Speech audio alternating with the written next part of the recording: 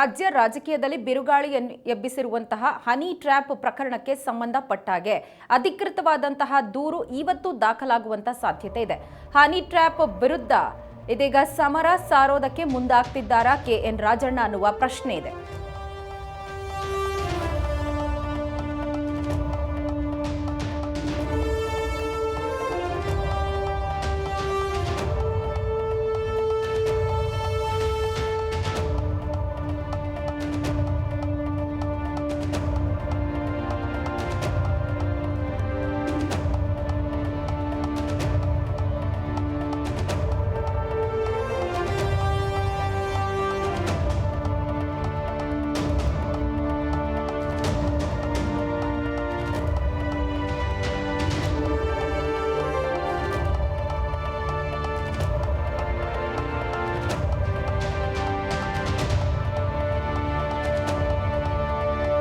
ಸದನದಲ್ಲಿಯೇ ಕಾರ್ಕಳ ಶಾಸಕ Sunil Kumar honey trap ವಿಚಾರವನ್ನ ಪ್ರಸ್ತಾಪ ಮಾಡಿದಂತಹ ಸಂದರ್ಭದಲ್ಲಿ ಹಾಗೆ ಬಸನಗೌಡ ಪಾಟೀಲ್ ಯತ್ನಾಳ್ ಖುದ್ದು ಹೆಸರನ್ನೇ ಹೇಳಿ ಹನಿ ಟ್ರ್ಯಾಪ್ ವಿಚಾರ ಪ್ರಸ್ತಾಪ ಮಾಡಿದ ಸಂದರ್ಭದಲ್ಲಿ ಸಹಕಾರ ಸಚಿವ KN ರಾಜಣ್ಣ ಖುದ್ದು ತಾವೇ ಒಪ್ಕೊಳ್ತಾರೆ, ಹೌದು ಹನಿ ಟ್ರ್ಯಾಪ್ ಆಗಿದೆ, ಕಳೆದ 3-4 ತಿಂಗಳಿನಿಂದ ಷಡ್ಯಂತ್ರ ಇದು, ನನ್ನ ವಿರುದ್ಧ ನನ್ನ ಮಗನ ವಿರುದ್ಧ ಈ ಷಡ್ಯಂತ್ರ ಮಾಡಲಾಗಿದೆ, ನನ್ನನ್ನು ಸೇರಿದಂತೆ 48 ಜನರ ಮೇಲೆ ಈ ಹನಿ ಟ್ರ್ಯಾಪ್ ಅಸ್ತ್ರವನ್ನ ಪ್ರಯೋಗ ಮಾಡಲಾಗಿದೆ ಅನ್ನುವಂಥ ಮಾತನ್ನ ಸದನದಲ್ಲಿ ಸಚಿವ KN ರಾಜಣ್ಣ ಹೇಳ್ತಾರೆ.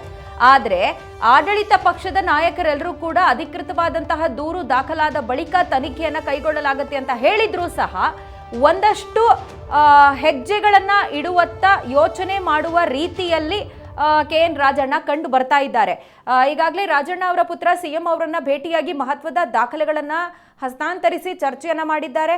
ಮತ್ತೊಂದು ಕಡೆಯಲ್ಲಿ ಕಾಂಗ್ರೆಸ್ಸಿಗೆ ತೀವ್ರ ಮುಜುಗರವನ್ನ ಈ ಪ್ರಕರಣ ಉಂಟು ಮಾಡ್ತಿರೋ ಬೆನ್ನಲ್ಲೇ AICC ಅಧ್ಯಕ್ಷ ಮಲ್ಲಿಕಾರ್ಜುನ ಖರ್ಗೆ CM ರನ್ನ ಭೇಟಿಯಾಗಿ ಡ್ಯಾಮೇಜ್ ಕಂಟ್ರೋಲ್ ಮಾಡೋದಕ್ಕೆ ಏನೆಲ್ಲ ಕ್ರಮಗಳನ್ನು ವಹಿಸಬೇಕು, ಹಾಗೆ ತನಿಖೆಗೆ ಸೂಚನೆಯನ್ನ ಕೊಡಿ ಅನ್ನುವಂತಹ ಸಲಹೆಯನ್ನ ಕೂಡ ಕೊಟ್ಟರು.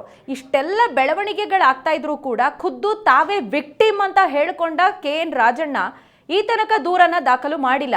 ಬಟ್ ಒಂದಷ್ಟು ಡಿಕೋಡ್ ಮಾಡೋಕ್ಕಾಗದೇ ಇರುವಂಥ ಅಂಶಗಳಿಲ್ಲಿ ಏನು ಅಂತ ಹೇಳಿದ್ರೆ, ರಾಜಕೀಯವಾಗಿ ಸ್ಥಾನವನ್ನು ಪಡ್ಕೊಳ್ಳೋದಕ್ಕೆ ಮಾಡುವಂತಹ ಒಂದಷ್ಟು ಕಸರತ್ತುಗಳೇನಿರುತ್ತೆ ಅದರ ಕುರಿತಾಗಿ ಡಿಸ್ಕಷನ್ ಅನ್ನ ಮಾಡೋದು ಸರ್ವೇ ಸಾಮಾನ್ಯ.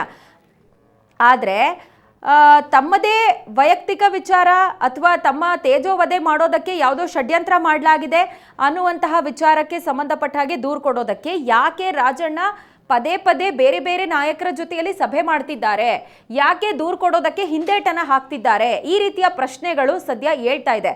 ಬಟ್ ಇವತ್ತು ಈ ಎಲ್ಲ ಪ್ರಶ್ನೆಗಳಿಗೆ ಉತ್ತರ ಸಿಗುತ್ತಾ? Still a question mark.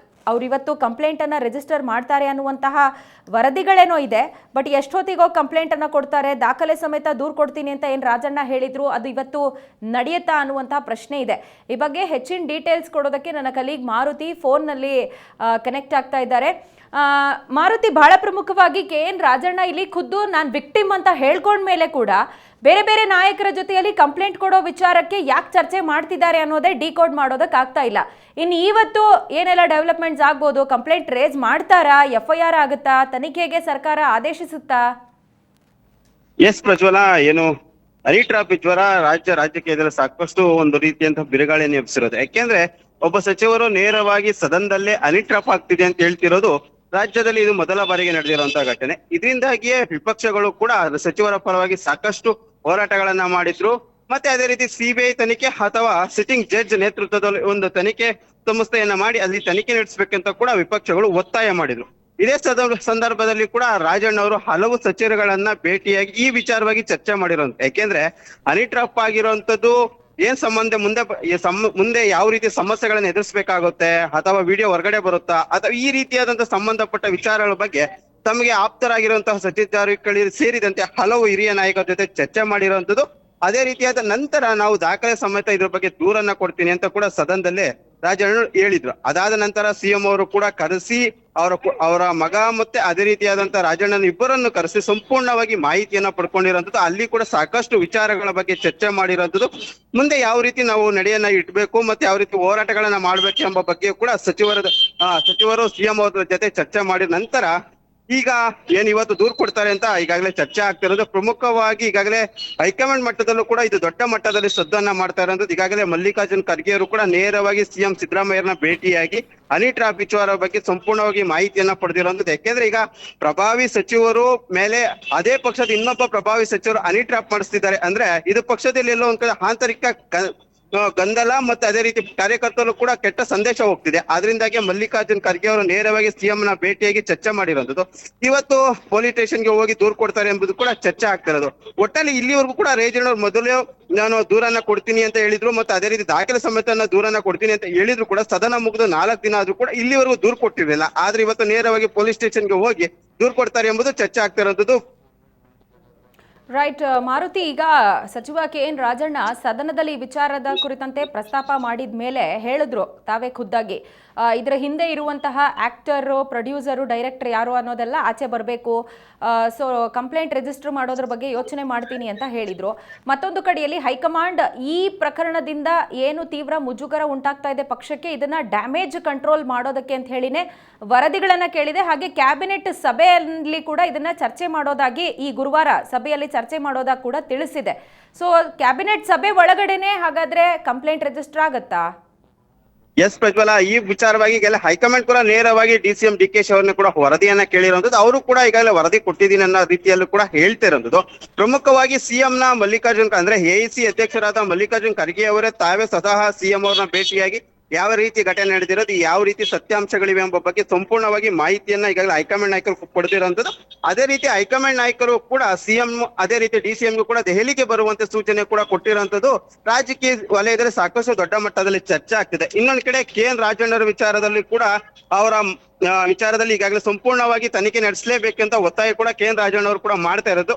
ಪ್ರಮುಖವಾಗಿ ಏನು ಅಂದ್ರೆ ಇದೇ ಗುರುವಾರ ಕ್ಯಾಬಿನೆಟ್ ಮೀಟಿಂಗ್ ಇರೋದ್ರಿಂದ ಅಲ್ಲಿ ಕೂಡ ಚರ್ಚೆ ಆಗುವ ಸಾಧ್ಯತೆ ಇರುತ್ತೆ. ಯಾಕೆಂದ್ರೆ ಎಲ್ಲಾ ಸಚಿವರ ಅಭಿಪ್ರಾಯ ಕೂಡ ಸಂಗ್ರಹ ಮಾಡ್ಬೇಕಾಗತ್ತೆ. ಮತ್ತು ಪ್ರಮುಖವಾಗಿ ಯಾವ ಸಂಸ್ಥೆಗೆ ಕೊಡ್ಬೇಕು, CID ಇಂದ ಮಾಡಿಸ್ಬೇಕಾ ಅಥವಾ CBI ಕೊಡ್ಬೇಕಾ ಅಥವಾ ಸಿಟ್ಟಿಂಗ್ ಜಡ್ಜ್ ಅಥವಾ ನಿವೃತ್ತ ಜಡ್ಜ್ಗೆ ಯಾರಿಗಾದ್ರೂ ಒಂದು ಕಮಿಟಿಯನ್ನ ಮಾಡಿ ಅವ್ರಿಗೆ ತನಿಖೆ ಕೊಡ್ಬೇಕೆಂಬ ಬಗ್ಗೆ ಕೂಡ ಕ್ಯಾಬಿನೆಟ್ ನಲ್ಲಿ ನಿರ್ಧಾರ ಆಗುವ ಸಾಧ್ಯತೆ ಇರುವಂತದ್ದು. ಒಟ್ಟಿನಲ್ಲಿ ರಾಜಣ್ಣವರು ಕೂಡ ಸಂಪೂರ್ಣವಾಗಿ ತಮ್ಮದೇ ಪಕ್ಷದ ಪ್ರಭಾವಿ ಸಚಿವರು ಮಾಡಿರುವಂತದ್ದು. ಅದಕ್ಕೆ ಸಂಬಂಧಪಟ್ಟ ಸಂಪೂರ್ಣವಾದ ದಾಖಲೆಗಳು ನನ್ನ ಹತ್ರ ಇದೆ. ಅದನ್ನು ಸಂಪೂರ್ಣವಾಗಿ ಏನು ನಾವು ದೂರನ್ನ ಕೊಡ್ತೀವಿ ಅಲ್ಲಿ ಕೊಡ್ತೀವಿ ಅಂತ ಕೂಡ ರಾಜಣ್ಣ ಹೇಳ್ತಿರೋಂಥ. ಆದ್ರೆ ಇದಕ್ಕೆ ಹೈಕಮಾಂಡ್ ಯಾವ ರೀತಿ ಸಮ್ಮತಿ ಕೊಡುತ್ತೆ, ಯಾಕೆಂದ್ರೆ ಇದು ದೊಡ್ಡ ಮಟ್ಟದಲ್ಲಿ ಚರ್ಚೆ ಆಗ್ತಿರೋದು. ಇದನ್ನ ದೇಶ ಮಟ್ಟದಲ್ಲೂ ಕೂಡ ಚರ್ಚೆ ಮಾಡ್ತಿರೋದು. ಅಲ್ಲಿ ಕೂಡ ಸದನದಲ್ಲೂ ಕೂಡ ಚರ್ಚೆ ಮಾಡ್ಬೇಕಂದ್ರೆ ಏನು ಲೋಕಸಭಾ ಸದನ ನಡೀತೆ ಅಲ್ಲಿ ಕೂಡ ಚರ್ಚೆ ಆಗ್ಬೇಕೆಂಬ ಬಗ್ಗೆ ಇಲ್ಲಿನ ಏನು ಸಂಸತ್ ಇದೆ ಅವರು ಕೂಡ ಒತ್ತಾಯ ಮಾಡ್ತಿರೋದು. ಇವೆಲ್ಲಗಳನ್ನ ನೋಡಿದ್ರೆ ಇದು ಕಾಂಗ್ರೆಸ್ ಒಂದು ದೊಡ್ಡ ಮಟ್ಟದಲ್ಲಿ ಮುಜುಗರ ಆಗ್ತಿದೆ. ಯಾಕೆಂದ್ರೆ ಬೇರೆ ಪಕ್ಷದಲ್ಲಿ ಇದ್ದು ಹನಿ ಟ್ರ್ಯಾಪ್ ಮಾಡೋದೇ ಬೇರೆ, ತಮ್ಮ ಪಕ್ಷದಲ್ಲಿ ಸಿಎಂ ಸ್ಥಾನಕ್ಕಾಗಿ ಏನು ಹನಿ ಟ್ರ್ಯಾಪ್ ಆಗ್ತಿದೆ ಅಂತ ಈಗ ನೇರವಾಗಿ ಈಗಾಗಲೇ ಏನು ಮುನಿರತ್ನ ಅವರು ಕೂಡ ಆರೋಪ ಮಾಡಿರುತ್ತೆ. ಯಾಕೆಂದ್ರೆ ಮುನಿರತ್ನ ಅವರು ಕೂಡ ನೇರವಾಗಿ DCM ವಿರುದ್ಧವೇ ಆರೋಪ ಮಾಡಿದ್ರು ಸದನದಲ್ಲಿ. ಇದು DCM ಮಾಡ್ತಾ ಇರೋದು ಅಂತ ಕೂಡ ನೇರವಾಗಿ ಆರೋಪ ಮಾಡಿದ್ರು. ಆದ್ರೆ KN ರಾಜಣ್ಣ ಅವರು ಕೂಡ ಯಾರ ಮೇಲೆ ಕೂಡ ಆರೋಪ ಮಾಡ್ತಿಲ್ಲ. ಒಟ್ಟಲ್ಲಿ ಪ್ರಭಾವಿ ಸಚಿವರು ನಮ್ಮ ಏನು ಹನಿ ಟ್ರ್ಯಾಪ್ ಮಾಡುವ ಪ್ರಯತ್ನ ಪಟ್ಟಿದ್ರು ಅಂತ ಮಾತ್ರ ರಾಜಣ್ಣ ಹೇಳ್ತಾರೆ. ಇಲ್ಲಿ ಸ್ಪಷ್ಟವಾಗಿ ಯಾರ ಹೆಸರು ಕೂಡ ಉಲ್ಲೇಖವನ್ನ ರಾಜಣ್ಣ ಮಾಡ್ತಿಲ್ಲ. ಆದ್ರೆ ಕಂಪ್ಲೇಂಟ್ ಅಲ್ಲಿ ಯಾರ ಮೇಲೆ ಆರೋಪ ಮಾಡ್ತಾರೆ ಅಥವಾ ನೇರವಾಗಿ ಏನು ಹನಿ ಟ್ರ್ಯಾಪ್ ಆಗಿದೆ ಇದನ್ನ ತನಿಖೆ ಮಾಡಿ ಅಂತ ಹೇಳ್ತಾರೆ ಎಂಬುದು ಕಾದ್ ನೋಡ್ಬೇಕಾಗಿರೋದು ಪ್ರಜ್ವಲ. ರೈಟ್ ಮಾರುತಿ, ಥ್ಯಾಂಕ್ ಯು ತಮ್ಮೆಲ್ಲ ಡೀಟೇಲ್ಸ್ಗೆ.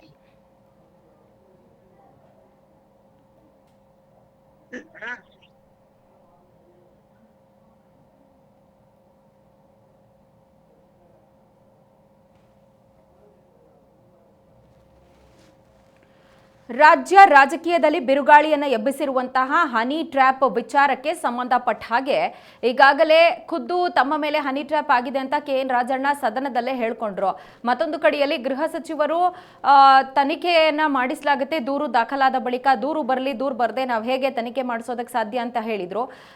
ಈ ವಿಚಾರಕ್ಕೆ ಸಂಬಂಧಪಟ್ಟ ಹಾಗೆ ಈಗ ಪೂರಕ ಅನ್ನುವಂಥ ರೀತಿಯಲ್ಲಿ ಸಚಿವ KN ರಾಜಣ್ಣ ಇವತ್ತು ದೂರನ್ನು ದಾಖಲಿಸೋದಕ್ಕೆ ಮುಂದಾಗ್ತಾರೆ ಅನ್ನುವ ಮಾಹಿತಿ ಇದೆ.